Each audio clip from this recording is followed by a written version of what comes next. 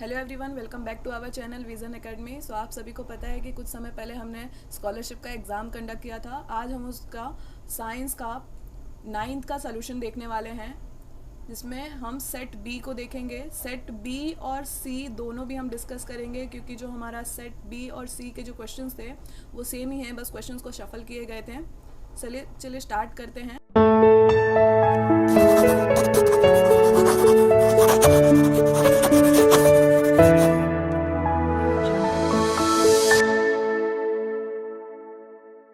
Question number 1 से। Question number 1 क्या है कि dash images are formed in front of mirror. तो यहाँ पर हमारा करेक्ट ऑप्शन क्या आएगा? रियल। ओके, जो हमारा ऑप्शन ए है ये ऑप्शन हमारा करेक्ट है। Real images are formed in front of the mirror. Next question क्या कह रहा है कि the cells that support the nerve cells and help in the functioning are called. तो कौन सा सेल है जो नर्व सेल का सपोर्ट करता है और हेल्प करता है उसके फंक्शनिंग के लिए? तो ऑप्शन सी हमारा करेक्ट है, न्यूरोग्लिया। नेक्स्ट क्वेश्चन देखें तो question number 3, offsprings are not sterile if the change in the number of. यहाँ पे क्वेश्चंस क्या कह रहा है कि ऑफस्प्रिंग स्टेराइल नहीं होगा अगर नंबर ऑफ क्रोमोसोम में कुछ चेंज आ रहे हैं। तो कौन से क्रोमोसोम नंबर में अगर कुछ चेंज आ रहा है तो स्टेराइल नहीं होगा? तो यहाँ पर हमारा ऑप्शन होगा ऑटोजोम्स। ओके, ऑटोजोम्स हमारे जो क्रोमोसोम होते हैं ये हमारे बॉडी के क्रोमोसोम है, ठीक है। जो हमारे सेक्स क्रोमोसोम होते हैं अगर उसमें कुछ चेंजेस आए हैं तो हम कह सकते हैं कि जो पर्सन है वो स्टेराइल हो सकता है, बट ऑटोजोम्स में अगर कोई चेंजेस आए हैं तो पर्सन स्टेराइल नहीं होगा। तो option B is correct. Next question, question number 4, the number of images obtain for an angle of 120 degree is. कितना नंबर ऑफ इमेजेस हमें देखने मिलेगा? तो चलिए फॉर्मूले से सॉल्व करते हैं।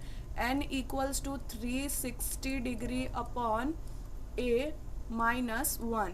तो यहाँ पर हमारा क्या हो जाएगा? 360 अपॉन a, हमारा एंगल कितना है? 120। तो 120 माइनस 1, तो ये हमारा हो जाएगा 360, 0 0 कैंसिल, 12 1 ज़ा 12, 12 3 ज़ा 36। तो ये हमारा हो जाएगा 3 माइनस 1, तो आंसर हमारा आ जाएगा 2। तो नंबर ऑफ इमेजेस कितने फॉर्म होंगे? 2। तो करेक्ट ऑप्शन क्या होगा? Option A. नेक्स्ट देखिए question number 5, diamond are found in. Diamond कहाँ मिलता है हमें? आंसर है C, Brazil. Question number 6, which of the following trait is not considered in pisum sativum in cross. तो यहाँ पे ध्यान दीजिए, मेंडल ने कौन कौन से कैरेक्टरिस्टिक्स लिए थे पाइसम सटाइवम। पाइसम सटाइवम क्या है? P plant. ओके, तो पी प्लांट के 7 कैरेक्टरिस्टिक्स लिए थे। वो 7 कैरेक्टरिस्टिक आपको मैं बता दूं तो क्या क्या थे? P shape, P colour, pea pod shape, pod colour, flower colour, plant size, position of flower. ठीक है, ये सारे 7 कैरेक्टरिस्टिक्स थे, लेकिन जो हमारा पोजीशन ऑफ सीड है ये कैरेक्टरिस्टिक नहीं था। तो हमारा करेक्ट ऑप्शन क्या हो जाएगा? Option number A, position of seed. Moving to next question, question number 7, the focal length of concave mirror is. Concave mirror का फोकल लेंथ क्या होगा? तो इसका हमारा करेक्ट आंसर आएगा नेगेटिव।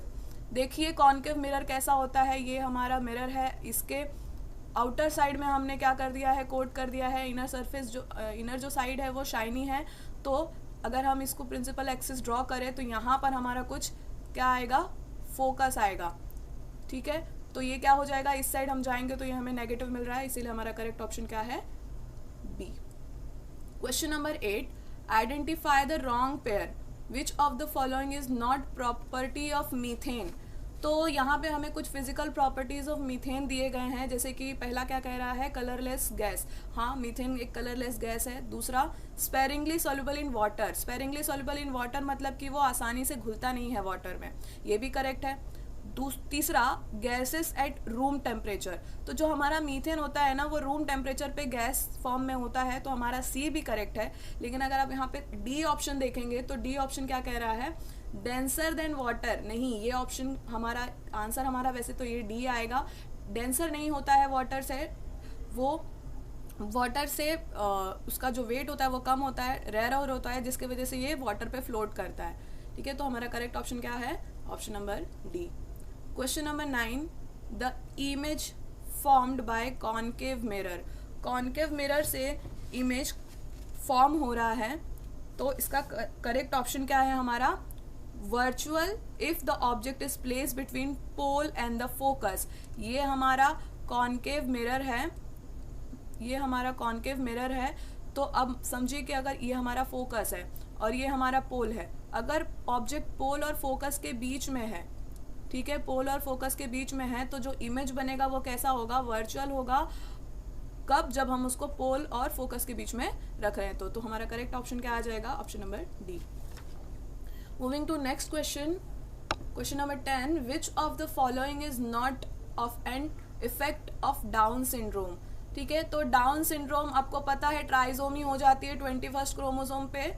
यहाँ पे अब यहाँ पे कौन, अगर मान लीजिए किसी भी इंसान को डाउन सिंड्रोम हो गया है तो उसके बॉडी में क्या क्या चेंजेस देखने मिलेंगे। तो यहाँ पे देखिए, single horizontal crease on palm ये होता है, स्कैंटी हेयर होता है, फ्लैट नोज होता है, बट उस पर्सन का विजन ब्लर नहीं होगा। तो हमारा जो करेक्ट ऑप्शन है वो हो जाएगा ऑप्शन नंबर सी।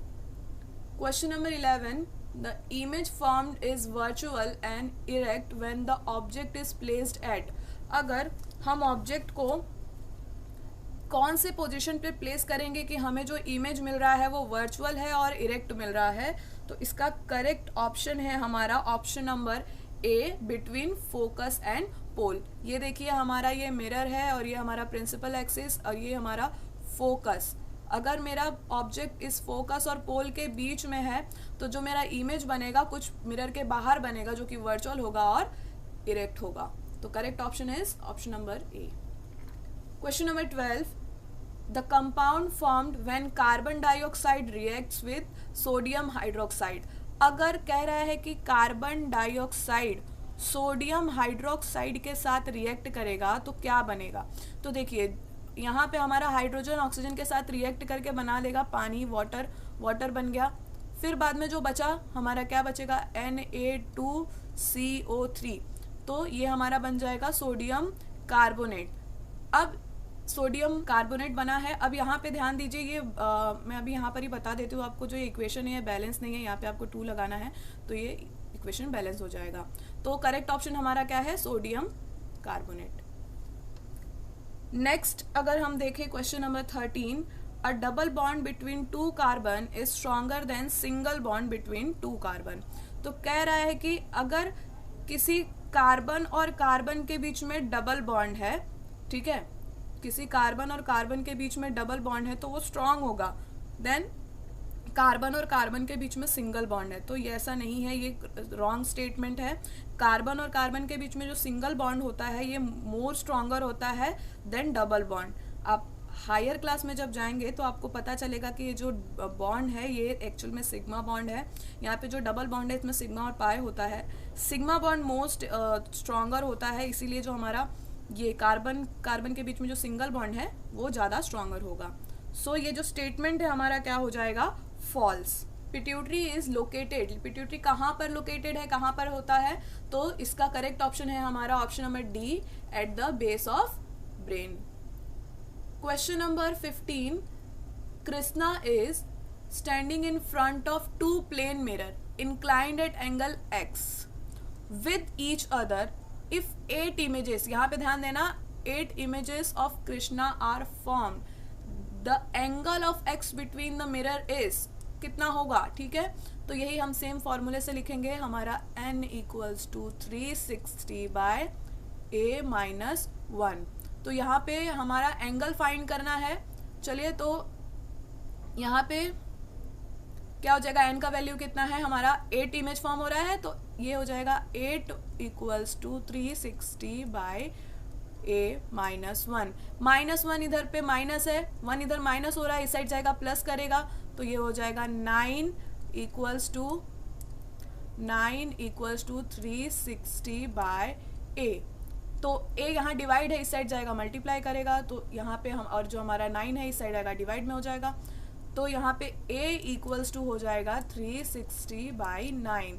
तो यहाँ पे ये हमारा 9 1 ज़ा 9 एंड 9 4 ज़ा 36, तो हमारा करेक्ट ऑप्शन क्या हो जाएगा 40। तो वो एंगल कितना है, एक्स की वैल्यू कितनी है 40 degree. Next 16th, the letter of English alphabet that forms images same as the original letters are. तो यहाँ पे क्या बोला गया है कि अगर हम ये सारे अल्फ़ाबेट्स को देखें तो अगर वो मिरर के, या फिर हम कह सकते हैं कि उस मिरर में उसका इमेज कैसा एज इट इज़ बनेगा, तो इसका देखिए करेक्ट ऑप्शन आएगा हमारा ऑप्शन नंबर डी। यानी कि अगर मैं ए को मिरर में देखूँ तो मुझे इमेज सेम ही मिलने वाला है, HIMOTUVWXY, ये सारे भी हमें सेम दिखने वाले। लेकिन अगर यहीं पर मैं देखूँ डी, ऑप्शन नंबर ए को ध्यान से देखिए, डी क्या है, डी उल्टा दिखेगा।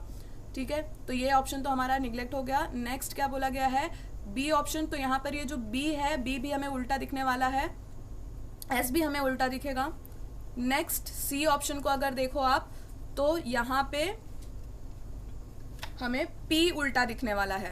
तो ये तीनों ऑप्शन तो नहीं होंगे, जो हमारा जो डी ऑप्शन है वो करेक्ट है। इसमें जितने सारे भी लेटर हैं ये सब कुछ एज इट इज दिखने वाले हैं। Next question, chemical formula of propyne. Propyne का केमिकल फॉर्मूला क्या है, इसमें से ये एक्चुअल में ये क्वेश्चंस का जो ऑप्शन है ये थोड़ा रॉन्ग हो गया था। हमारा जो डी है, डी वाले में अगर हम यहाँ पे ट्रिपल बॉन्ड लगा दें तो ये हमारा करेक्ट ऑप्शन होगा। कैसे, तो देखिए प्रोपेन या फिर प्रोपाइन की अगर हम बात करें, प्रोप की बात हो रही है, यानी कि कितने कार्बन है, 3 कार्बन है। ठीक है, कार्बन कार्बन कार्बन। ठीक है, यहाँ पे प्रोपाइन यानी कि कार्बन और कार्बन के बीच में कहीं पर एक ट्रिपल बॉन्ड होगा, क्योंकि आइन जो लगाते हैं हम अनसैचुरेटेड के लिए लगाते हैं, वो भी ट्रिपल बॉन्ड के लिए। तो यहाँ पे ये 3 बॉन्ड हो जाएगा और एक में कार्बन कार्बन के बीच में सिंगल बॉन्ड। तो यहाँ पर हमारा करेक्ट ऑप्शन क्या है, ऑप्शन नंबर डी। एक्चुअल में ये बोनस पॉइंट होगा आपके लिए जिन लोगों ने भी ऑप्शन ये क्वेश्चन को अटेम्प्ट किया है, क्योंकि इसका जो ऑप्शन है वो करेक्ट नहीं था। बट अगर हम यहाँ पे ट्रिपल बॉन्ड लगा दें तो ये हमारा वाला करेक्ट आंसर होगा। नेक्स्ट अगर क्वेश्चन नंबर 18 देखें, NaOH सोडियम हाइड्रोक्साइड अगर कार्बन डाइऑक्साइड के साथ रिएक्ट करता है तो वाटर फॉर्म होता है। ये वाला रिएक्शन अभी हम कुछ देर पहले ही देखे, तो इसमें हमारा क्या फॉर्म होगा, सोडियम कार्बोनेट। ओके, चलिए next 19th question, images formed by convex mirror are magnified. तो यहाँ पे ये जो स्टेटमेंट है ये इनकरेक्ट है। हमारा जो ऑप्शन है बी ये करेक्ट, ये हमारा आंसर बी जो है वो सही है कि ये जो स्टेटमेंट है ये रॉन्ग है, फॉल्स। इमेजेस जो कॉन्वेक्स मिरर से जो बनता है वो मैग्नीफाइड नहीं बनता है, छोटा बनता है, माइन्यूट बनता है। इसीलिए तो हम जो व्हीकल्स वगैरह पे जो मिरर लगाते हैं वो कॉन्वेक्स मिरर लगाते हैं, ताकि हमें जो पीछे की जो गाड़ियां हैं वो हमें छोटी हो, तभी तो हमें दिखाई देंगी। ठीक है, तो हमारा करेक्ट ऑप्शन क्या आ जाएगा, option number B. Moving to next question, which of the following is true. यहाँ पे बोला गया है कि कौन सा फॉलोइंग स्टेटमेंट ट्रू है। तो चलिए एक एक को पढ़ते हैं तब समझते हैं। पहला कह रहा है the process of excretion in unicellular organism is complex. ऐसा तो नहीं होता, यूनिसेलुलर ऑर्गेनिज्म वो वैसे ही एक सिंगल सेल है, इसमें कॉम्प्लेक्स कैसे होगा, ऑर्गन सिस्टम फॉर्म होगा, तभी हम कह सकते हैं कि वो पूरा उनका जो फंक्शनिंग है वो कॉम्प्लेक्स है। तो ये स्टेटमेंट तो हमारा गलत है। दूसरा पढ़िए, the during flowering season the sugar stored in root or stem is transported towards the floral bud to make them open and blossom। मतलब कि फ्लावरिंग के सीजन पे जो हमारा जो शुगर होता है या फिर हमारा जो फूड है वो जो स्टोर्ड है रूट और स्टेम में, वो कहाँ ट्रांसपोर्ट कर दिया जाता है, फ्लोरल बड की ओर, ताकि वो फ्लावरिंग सीजन में बहुत अच्छे से खिले, ब्लॉसम करे। ठीक है, तो हमारा ये वाला स्टेटमेंट तो हमारा करेक्ट लग रहा है। तो ये क्वेश्चन क्या था, ट्रू स्टेटमेंट को हमें फाइंड करना था, तो हमारा बी क्या है, ट्रू। तो ऑप्शन बी इज करेक्ट। तीसरा भी पढ़ लेते हैं, क्या कह रहा है, retention of unwanted substances in body is useful. अगर आपके बॉडी में अनवांटेड सब्सटेंस है, अगर आपकी बॉडी उसको रख ले रही है तो क्या वो यूजफुल है, नहीं। अनवांटेड सब्सटेंस हमारे बॉडी उसको एक्सेप्ट नहीं करेगी, वो हमारे लिए टॉक्सिक है, हमें उसे बॉडी से बाहर निकालना होता है। नेक्स्ट क्या बोला गया है, excess food is stored in the form of amino acid. तो ये भी स्टेटमेंट करेक्ट नहीं है। एक्सेस फूड जो होता है वो हमारा ग्लाइकोजन के फॉर्म में स्टोर होता है। अगर हमारा एक्सेस फूड ग्लूकोज है वो ग्लाइकोजन के फॉर्म में स्टोर होता है। सो हमारा करेक्ट स्टेटमेंट क्या है, option number B. 21st question, the person suffering from sickle cell anaemia should take a tablet of किस डेली, ठीक है। तो यहाँ पे कहा गया है कि अगर किसी पर्सन को सिकल सेल एनीमिया हुआ है तो उसे हर दिन डेली कौन सा टैबलेट कंज्यूम करना है, लेना है। तो option C is the correct option, folic acid. उस पर्सन को हर समय फॉलिक एसिड का टैबलेट लेना है, क्योंकि ये जो फॉलिक एसिड होता है ना, ये हेल्प करता है आरबीसी के प्रोडक्शन में। और आपको पता ही होगा कि जो अनेमिक पर्सन होते हैं उनमें ऑब्वियस पहले से ही आरबीसी कम होता है, इसीलिए फॉलिक एसिड उनको डेली कंज्यूम करना होता है। Next question number 22, by the complete combustion of methane heat produce. अगर हमारा मीथेन गैस पूरी तरीके से उसका कंबशन हो जाएगा तो कितना हीट प्रोड्यूस होता है। तो option B is correct, 213 kilo calorie per mole. Moving to next question, which of the following has only one arm. इसमें से कौन सा फॉलोइंग जो ऑप्शन है जिसको सिर्फ एक ही आर्म होता है। तो यहाँ पर हम क्रोमोसोम की बात कर रहे हैं, तो आपने पढ़ा है कि जो क्रोमोसोम होता है उसके 2 आर्म होते हैं। अगर हम देखें यहाँ पे ये आर्म इक्वल है, ठीक है, ये हमारा सेंट्रोमियर है और हमारे जो ये दोनों आर्म इक्वल है, तो हम इसको कहेंगे कि जो हमारा सेंट्रोमियर है वो मिडल में है, तो ये क्या हो जाएगा, मेटासेंट्रिक। फिर हम देखें कि जो हमारा एक आर्म थोड़ा सा छोटा है, ठीक है, एक आर्म जो है वो थोड़ा सा छोटा है और दूसरा आर्म थोड़ा बड़ा है, तो ये हमारा हो जाता है सब मेटासेंट्रिक। फिर उसके बाद आता है हमारा एक आर्म थोड़ा और काफी छोटा है और एक बहुत बड़ा है, तो ये हो जाता है हमारा एक्रोसेंट्रिक। ओके, नेक्स्ट हमारा लास्ट वाला क्या आता है कि जो हमारा सेंट्रोमियर है एकदम टिप पर है और सिर्फ एक ही आर्म देखने मिल रहा है, तो ये हमारा क्या हो जाता है, टीलोसेंट्रिक। तो which one of the following has only one arm, एक ही आर्म किस में देखने मिल रहा है, टीलोसेंट्रिक में। तो option A is correct. Next 24th question, similar chromosome है अगर तो हम उसे कहते हैं होमोलोगस, अगर डिसिमिलर क्रोमोसोम है तो हम उसे क्या कहेंगे, heterologous. Last question, water and minerals enter the cells on the root surface due to.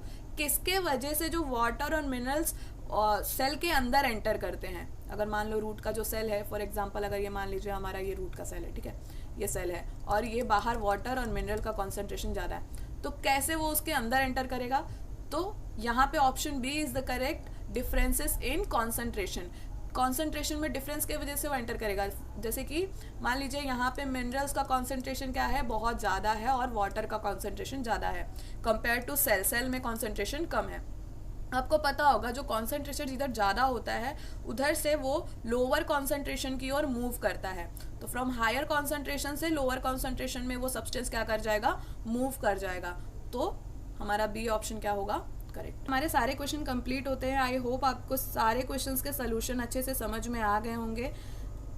Thank you so much for watching this video. Till then keep learning.